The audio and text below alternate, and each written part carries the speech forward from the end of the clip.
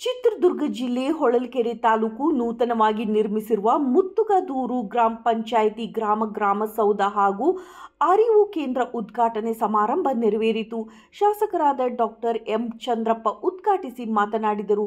ಇದೇ ಸಂದರ್ಭದಲ್ಲಿ ತಾಲೂಕಾ ಪಂಚಾಯಿತಿ ಕಾರ್ಯನಿರ್ವಾಹಕ ಅಧಿಕಾರಿಗಳಾದ ಹೊಳಲ್ಕೆರೆ ಶ್ರೀ ಎಸ್ ಶಿವಪ್ರಕಾಶ್ ಅಧ್ಯಕ್ಷತೆ, ಶ್ರೀಮತಿ ಲಕ್ಷ್ಮೀ ದೇವಿ ರಂಗಸ್ವಾಮಿ ಅಧ್ಯಕ್ಷರು, ಗ್ರಾಮ ಪಂಚಾಯಿತಿ ಹನುಮಂತಪ್ಪ ಎಚ್ಟಿ ಅಧ್ಯಕ್ಷರು, ತಾಲೂಕಾ ಗ್ಯಾರಂಟಿ ಯೋಜನೆ ಅನುಷ್ಠಾನ ಸಮಿತಿ ಹೊಳಲ್ಕೆರೆ ದೀಪಕ್ ಎಸ್, ಗ್ರಾಮ ಪಂಚಾಯಿತಿ ಉಪಾಧ್ಯಕ್ಷರು, ಗ್ರಾಮ ಪಂಚಾಯಿತಿ ಸದಸ್ಯರುಗಳಾದಂತಹ ರೇಣುಕಾ ದಿನೇಶ್, ಶಿವು ಹೆಗ್ಗೇರೆ, ಮದನ್ ಕುಮಾರ್ ರಮೇಶ್, ಶ್ರೀಮತಿ ಲೀಲಾವತಿ ಸತೀಶ್, ನಟರಾಜ್ ಹೆಗ್ಗೆರೆ, ಪರಮೇಶ್ವರಪ್ಪ ಎಚ್ಟಿ, ಶ್ರೀಮತಿ ಗಿರಿಜಮ್ಮ ಮಹೇಶ್, ಶ್ರೀಮತಿ ಶ್ರೀ ಸುಮಿತ್ರಮ್ಮ ತಿಮ್ಮೇಶ್, ಸುವರ್ಣಮ್ಮ ಬಸವರಾಜ್, ಎಸ್.ಜೆ. ವೆಂಕಟೇಶ್, ಶ್ರೀಮತಿ ಸುಲೋಚಮ್ಮ ಚಂದ್ರಪ್ಪ, ಮಾಯಾ ನಾಯಕ್, ರಾಮಚಂದ್ರ ನಾಯಕ್, ಶ್ರೀಮತಿ ವಸಂತ ತಿಮ್ಮಪ್ಪ, ಶ್ರೀಮತಿ ನೀಲಮ್ಮ ಮಂಜುನಾಥಪ್ಪ, ಶ್ರೀಮತಿ ಪ್ರವೀಣ್ ಮಹೇಶ್, ಶ್ರೀಮತಿ ಜೆ ಕಮಲಮ್ಮ, ಮಂಜಪ್ಪ, ಓಂಕಾರಪ್ಪ, ಫಕೀರಪ್ಪ, ಚೆಲುವಾದಿ, ಗ್ರಾಮ ಪಂಚಾಯಿತಿ ಅಭಿವೃದ್ಧಿ ಅಧಿಕಾರಿಗಳಾದಂತಹ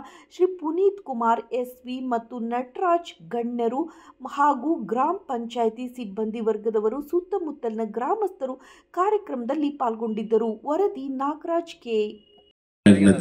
ರುದ್ರಪ್ಪನವರೇ, ತಾಲೂಕಿನ ಗ್ಯಾರಂಟಿ ಸಮಿತಿ ಅಧ್ಯಕ್ಷರು, ವಿಭಾಗದ ಮುಖಂಡರಾದಂಥ ಹನುಮಂತಪ್ಪನವರೇ, ಮಾಜಿ ತಾಲೂಕು ಪಂಚಾಯಿತಿಯ ಉಪಾಧ್ಯಕ್ಷರಾಗಿದ್ದಂಥ ಓಂಕಾರ ಸ್ವಾಮಿಯವರೇ, ಈ ಭಾಗದ ನಮ್ಮ ಪಕ್ಷದ ಅಧ್ಯಕ್ಷರು, ಆತ್ಮೀಯ ಸ್ನೇಹಿತರಾಗಿದ್ದಂಥ ಸಿದ್ದೇಶ್ ಅವರೇ, ಈರಣ್ಣವರೇ, ವೆಂಕಟೇಶ್ ಅವರೇ, ದೀಪಕ್ ಅವರೇ ಮತ್ತು ಶಿವಣ್ಣವರೇ, PDO ಅವರೇ ಮತ್ತು ಇಒ ಅವರೇ, ಇಲ್ಲಿ ಬಂದಿರತಕ್ಕಂಥ ಎಲ್ಲ ಆತ್ಮೀಯ ಬಂಧುಗಳೇ, ನೆಚ್ಚಿನ ತಾಯಂದಿರೇ, ಸ್ನೇಹಿತರೆ,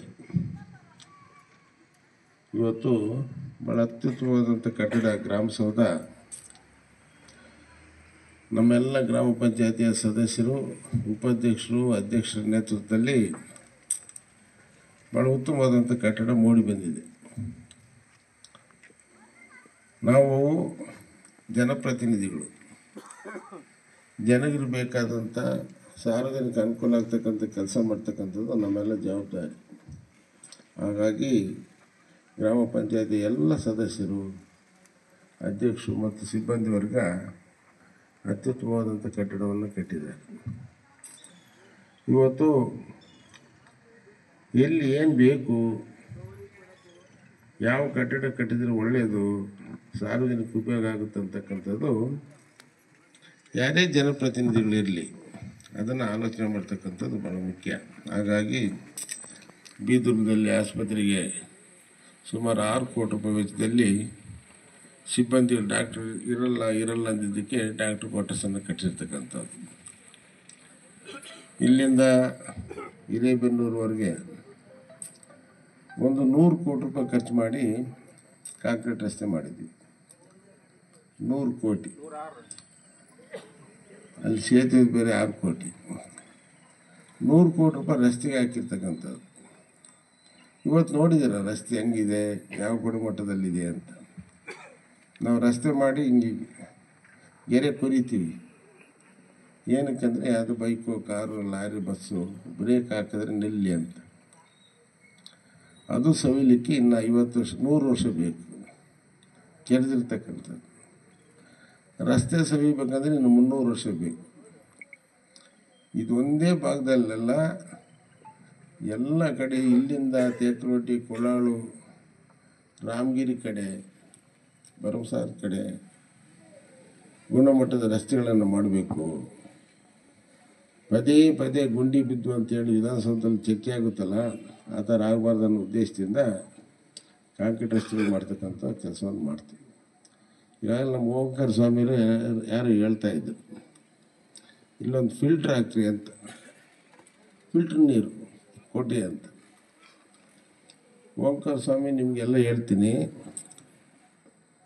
400 ಕೋಟಿ ರೂಪಾಯಿ ಖರ್ಚು ಮಾಡಿ ಈ ಸುಳಕೆರೆ ಯೋಜನೆ ಬಿಟ್ಟು ವಾಣಿವಿಲಾಸ ಸಾಗರದಿಂದ ನೀರು ತಕ್ಕಂಥ ಯೋಜನೆ ಮಾಡ್ತಾಯಿದ್ವಿ. ನಾವು ಯಾಕೆ ಸೂಳೆಕೆರೆ ಯೋಜನೆಗೆ ಪ್ರಿಫರೆನ್ಸ್ ಕೊಡೋದಿಲ್ಲ ಅಂದರೆ 10-11 ತಿಂಗಳು ನೀರು ಬರುತ್ತೆ. ಆಗಲೂ 1 ತಿಂಗಳು ಆಗ್ತಿದ್ದಂಗೆ ಕೆಸರು ಆ ಕೆರೆ ನೀರು ಖಾಲಿ ಆದಟ್ಟಿಗೆ ನೀರೇ ಸಿಗೋದಿಲ್ಲ. ವಾಣಿವಿಲಾಸ ಕೆರೆ ನೀರು ಏನು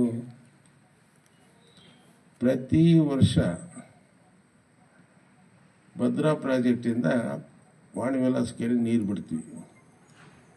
ಈ ವರ್ಷ 2 ಸಾರಿ ಕೋಡಿ ಬಿದ್ದಿದೆ. 135 ವರ್ಷದಲ್ಲಿ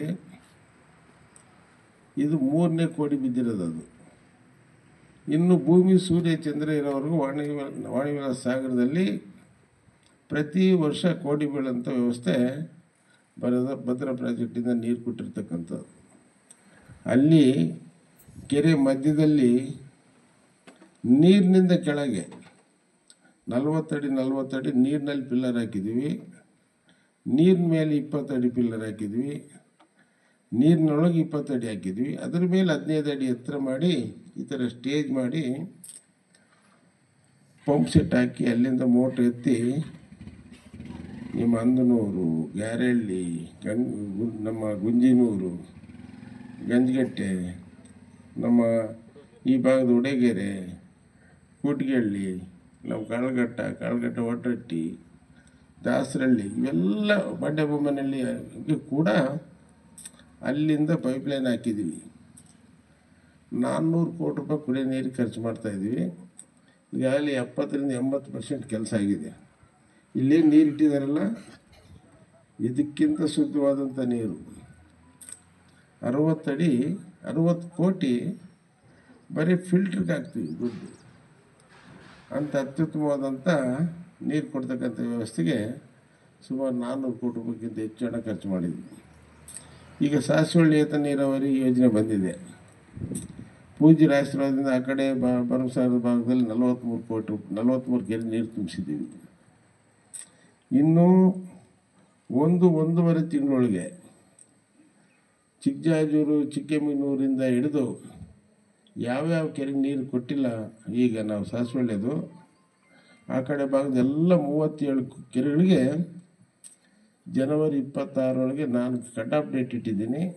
ಎಲ್ಲ ಕೆರೆಗಳಿಗೆ ನೀರು ತುಂಬಿಸ್ತಕ್ಕಂಥ ಯೋಜನೆ, ಆ ಭಾಗದ ಕೆರೆಗಳಿಗೆ ನೀರು ತುಂಬಿಸ್ತಕ್ಕಂಥ ಯೋಜನೆ, ಈ ಭಾಗದಲ್ಲಿ ಸಾಸಿವಳ್ಳಿ ಏತ ನೀರಾವರಿ ಯೋಜನೆ, ಭರಮಸಾಗರದಲ್ಲಿ ತುಂಗಭದ್ರಾ ನದಿಯಿಂದ ನೀರಾವರಿ ಯೋಜನೆ.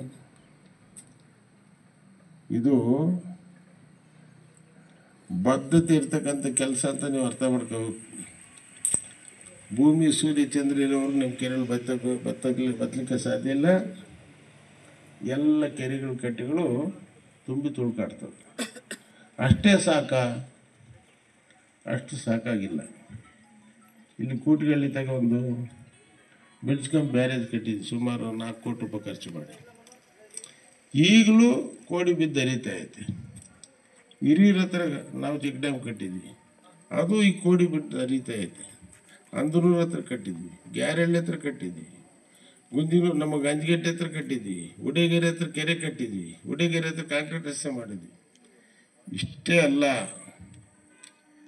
493 ಹಳ್ಳಿನಲ್ಲಿ ಎಲ್ಲೆಲ್ಲಿ ರೈತರಿಗೆ ಕೆರೆಯಿಂದ ನೀರು ಅನುಕೂಲ ಆಗೋದಿಲ್ಲ ಅಂತ ಎಲ್ಲ ಕಡೆ ಚೆಕ್ ಡ್ಯಾಮ್